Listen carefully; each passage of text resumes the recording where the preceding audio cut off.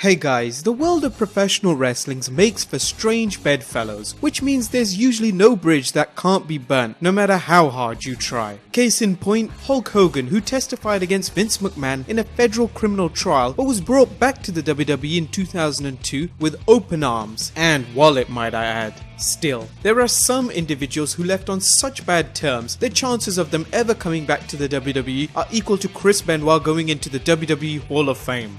So here we count 15 ex-WWE employees who will never return. Number 1. ZAHRA SCHREIBER.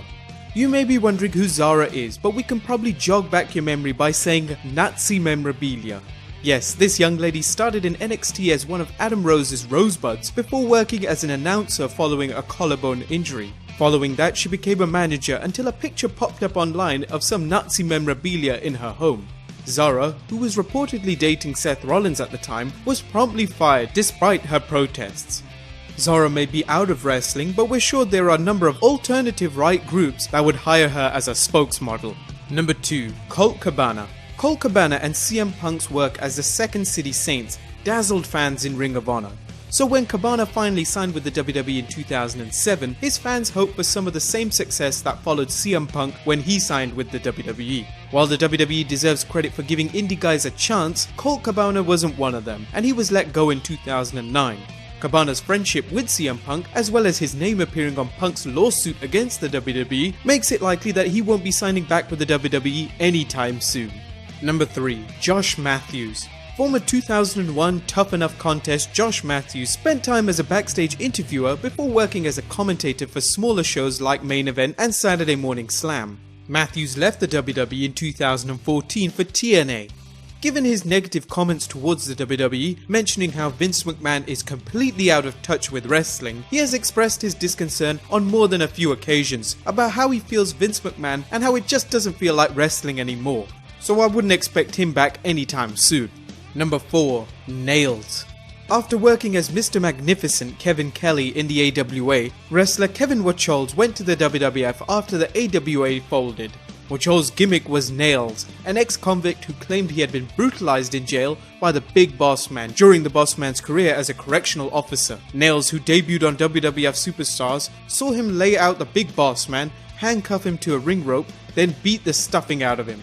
After feuding with the Boss Man, Nails began a program with The Undertaker, but this was cut short after Wacholz beat up Vince McMahon for real, apparently over a pay dispute. Bret Hart alleges he heard Wacholz screaming at McMahon for 15 minutes before he heard a loud crash and an ensuing scuffle. Wacholz was promptly fired, and he and the WWF traded lawsuits, including sexual assault, each of which was later dropped. Wacholz would testify against Vince McMahon during McMahon's steroid trial, but would actually hurt the prosecution's case due to his venomous remarks. One of those reports was supposedly, "I hate Vince McMahon's guts." So don't bet on Nails going in this year's Hall of Fame, that's for sure. Number 5. Earl Hebner. Referee Earl Hebner may seem like an odd choice here, as he put his reputation on the line by agreeing to participate in the infamous '97 Montreal Screwjob, despite giving Bret Hart his word that he wouldn't betray him. Fast forward to 2005, and Earl and his twin brother Dave were both released, reportedly for selling WWE merchandise without the company's permission. This and the Hebner's participation in a class action lawsuit against the WWE for covering up the impact of injuries makes them about as welcome as Bill Cosby at a women's rights march.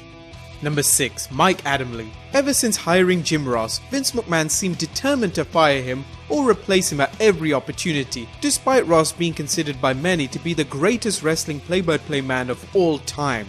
After failing to woo UFC's Mike Goldberg, Vinnie Mac recruited Mike Adamle, a former NFL running back who had previously worked for NBC Sports, announced for the 2000 and 2004 Olympics, and was best known as the co-host of American Gladiators from 1989 to 1996. This announcing experience made Adamle seem like a good fit for the WWE, especially as McMahon seemed determined to find another announcer with legitimate announcing experience. While Adamle had experience, he seemed clueless when it came down to the WWE product, whether it was calling superstars by the wrong name or struggling through ECW broadcasts. The WWE finally got rid of him.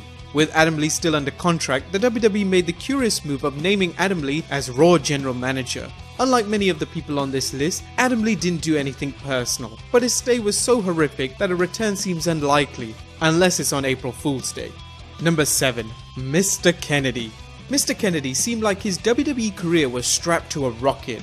After his 2005 debut, Ken Kennedy quickly won fans over with his introduction in the ring and trademark Mr. Kennedy. A terrible impression, but a United States Championship win followed by a 2007 Money in the Bank ladder match victory at WrestleMania 23 seemed to foretell great things. Unfortunately, Mr. Kennedy's alter ego in the WWE was Mr. Glass, as he was plagued by reoccurring injuries when it seemed he was ready to go to the next level. Despite his injuries, the WWE considered Kennedy as an asset, putting him in the film Behind Enemy Lines, Colombia. However, a very public denial of steroid use, followed by a very public revelation he had used steroids, proved embarrassing. So when top stars like Randy Orton and John Cena reportedly complained of sloppy ring work by Kennedy, he was let go.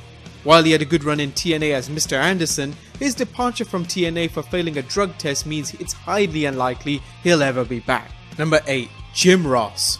Jim Ross has been a fixture of wrestling announcing since his days in Bill Watts Mid-South Wrestling, followed by a stint in WCW. Ross's 1993 signing to the WWF was a great addition, as Jesse Ventura had left in 1990 and Bobby Heenan would leave at the end of 93. Through the years, Ross had an up and down relationship with the WWE, albeit through no fault of his own. While he's considered an all-time great in the announce booth, an image-conscious Vince McMahon had made several attempts to bring in a possible replacement for Ross. Despite this, Ross was honoured in 2007 with an induction into the WWE Hall of Fame. Still, that didn't stop the WWE from releasing him after an appearance at the announcement for video game WWE 2K14, where some believe Ross was intoxicated. Even though Ross claims he was fatigued by his Bell's palsy symptoms, may have been misunderstood for intoxication. Since his release, Ross has been vocal in his criticism of the company and made it clear the WWE doesn't want him back as an announcer. Number 9. Vince Russo. Wrestling fans will forever debate what went wrong with Vince Russo. Russo helped the WWF sinking ship after becoming head writer in 1996 by producing some of the storylines that defined the Attitude Era and helped the WWF pass WCW in the Monday Night Rating Wars. However, Russo's 1999 move to WCW resulted in so many bad storylines that to this day some believe he went to WCW as Vince McMahon's secret weapon, destroying the company from the inside. While most lucid fans believe Russo's WWF success was Vince McMahon's moderating hand and Russo's WCW failure was his booking carte blanche, and the WWE did bring Russo back briefly in 2002. Unfortunately for the former writer of WWF magazine, things just weren't the same and he left the company, supposedly after his idea for a second WCW invasion was shot down. Russo's work in TNA doesn't preclude a return to the WWE, but his criticism of the product and abrupt departure in 2002 make for slim odds of a return. Number 10. Justin Roberts. WWE ring announcer Justin Roberts seemed a staple of the company after starting in 2002 and continuing through to 2014. When the WWE chose not to renew Roberts' contract in 2014, many fans were puzzled. A story surfaced that Roberts had voiced his displeasure with the way the WWE handled its charitable organization the WWE had set up for young fan Connor the Crusher McCulloch, with Roberts claiming it was more of a publicity stunt than a sincere gesture. Roberts was apparently displeased that Daniel Bryan was portrayed as McCulloch's best friend, while Roberts was actually much more close to him. Subsequent negative comments about Triple H and Stephanie McMahon make a Roberts return unlikely. Number 11. Jeff Jarrett. Jeff's dad, Jerry, had a good business relationship with Vince McMahon, doing a talent exchange with the WWF and Jarrett's USWA promotion in 1993, and Jarrett standing by to run the WWF if Vince ever went to prison after his federal criminal case. Jeff worked in the WWF during the mid-90s, then returned after a one-year stint in WCW. Jarrett's second WWF run reportedly was troubled as Stone Cold Steve Austin refused to work a main event program with him. Jarrett opted to return to WCW, but he was still Intercontinental Champion and not under contract. Jarrett claims he was owed back pay, reportedly over $250,000, and asked it before he left. Vince McMahon claims Jarrett held him up or he wouldn't have dropped the belt at No Mercy before he left. Jarrett's demand did not go over well with McMahon, nor did his later involvement with TNA, so don't expect these two ever relaxing over sweet tea at Titan Tower. Number 12. CM Punk. Ring of Honor fans wondered whether the WWE would use CM Punk properly. As things turned out, Punk got a good push from the beginning, working in the WWE's version of ECW before becoming a major player on Raw after winning the Money in the Bank ladder match at WrestleMania 24. Punk would win the WWE Championship and World Heavyweight Championship on multiple occasions, including a reign as WWE Champion that was the 6th longest in WWE history.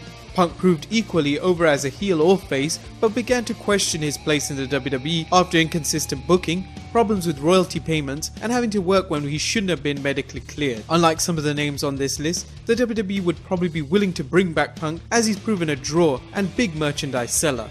In this case, it's unlikely Punk would ever want to come back for a company that treated him like crap. Number 13. Bill DeMott. Bill DeMott wrestled for several years before coming to WCW in 1995 as Hugh Morris, a member of Kelvin Sullivan's Dungeon of Doom. Although Morris wasn't a top star, he did hold a United States Championship on 2 occasions. He worked as Hugh Morris and General Hugh G. Rection, please don't ask us to explain either gimmick, before WCW folded. DeMott would work in the WWE during and after the Invasion angle before going to work as a trainer on Tough Enough in 2011, and then WWE's development territories Florida Championship Wrestling and NXT. In 2005, DeMott resigned after widespread allegations of verbal and physical abuse by him towards trainees. Given the nature of allegations and the number of complaints, DeMott is likely to become a footnote in wrestling. Number 14. Jim Cornette. Jim Cornette has done just about everything possible in professional wrestling, including wrestling, owning a promotion, commentating, booking, and of course managing. Cornette has never been shy about voicing his opinion, something that served him well over the years but also caused him a lot of problems. Cornette was involved with the WWF in the 90s on and behind the camera, and the WWE in the early 2000s as a booker for the promotion's developmental territory Ohio Valley Wrestling. Cornette would be let go after slapping trainee Anthony Corelli, later known as Santino Marella, for no selling against an opponent, along with a separate incident. Since then, Cornette has been vocal about his feelings about the WWE, going so far as to say the WWE would have been a lot better off if Vince had gone to prison. When it comes to assets and liabilities, Cornette's liabilities far outweigh his strong suits, so it's doubtful he'll ever be welcomed back. And number 15. Gail Kim. Canadian-born wrestler Gail Kim made quite the impression in the WWE, winning the Women's Championship in a debut match and a 7-woman battle royale on an episode of Raw. Kim unfortunately was released in 2004, apparently as part of cost cutting, but she found work on the international circuit before working in TNA from 2005 to 2008. The WWE tried to lure her back with a lucrative contract in 2008, but by 2011, Kim was disgusted with the way she was booked, vowing never to return to the company. A return to TNA lasted until 2016, with Kim achieving multiple reigns as a TNA Knockouts champion and becoming the first women inductee into the TNA Hall of Fame. If Kim were to return to wrestling, it's unlikely it would be in the WWE, given her parting comments. Well guys, there are 15 people you can reassure won't be coming back into the WWE. You may be wondering why the Hulkster isn't on this list, but it seems it's only a matter of time before all is forgiven despite his racist remarks. In all likelihood, the WWE is giving the situation time to cool off, both to teach Hogan a lesson and to help people forget about it. But I want you to comment below what other superstars do you think are unlikely to return, and be sure to subscribe to the channel so you don't miss out on any of our videos, including the Behind the Titantron series, our weekly news, Raw and SmackDown recaps, and much more. So I hope to see you next time for some more wrestling content.